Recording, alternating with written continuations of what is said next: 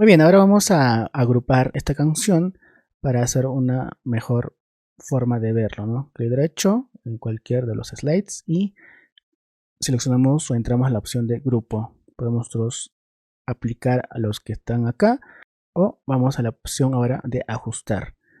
Y acá se nos va al apartado de grupos, ¿no? Acá podemos nosotros, por ejemplo, en este caso voy a cambiar a este que sea verso 1.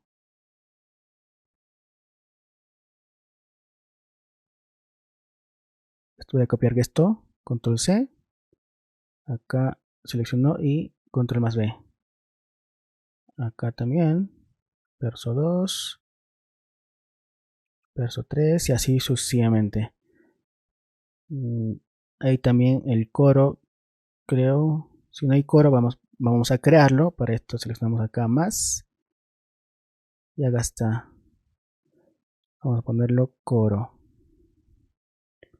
Y vamos a poder aplicar un color en específico, ¿no? Acá está. Por ejemplo, al verso 1 voy a poner otro color. Acá también. Igual este. El coro también vamos a cambiarle. Diferente así. Entonces, cuando vengamos acá, clic derecho, grupo, verso 1.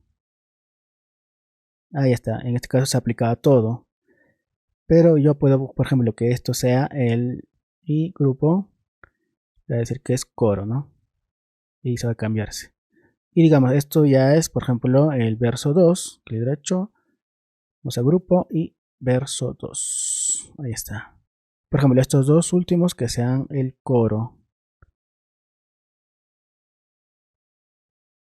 Y así sucesivamente podemos nosotros aplicarlo. Y listo. Muy importante. Vamos a seleccionar aquí donde dice arreglos. Podemos nosotros mover o crear diferentes diseños para la letra. Por ejemplo, yo puedo decir que el verso 2 se repita una vez más. Entonces vamos a crear aquí arreglo nuevo. Voy a decir que sea versión 1. Aceptamos.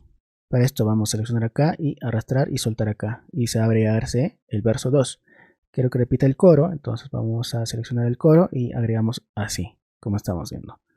Ok, entonces tendríamos, por ejemplo, esta versión que hemos creado. Voy a ocultar medios. Esta versión que hemos creado o esta versión básica.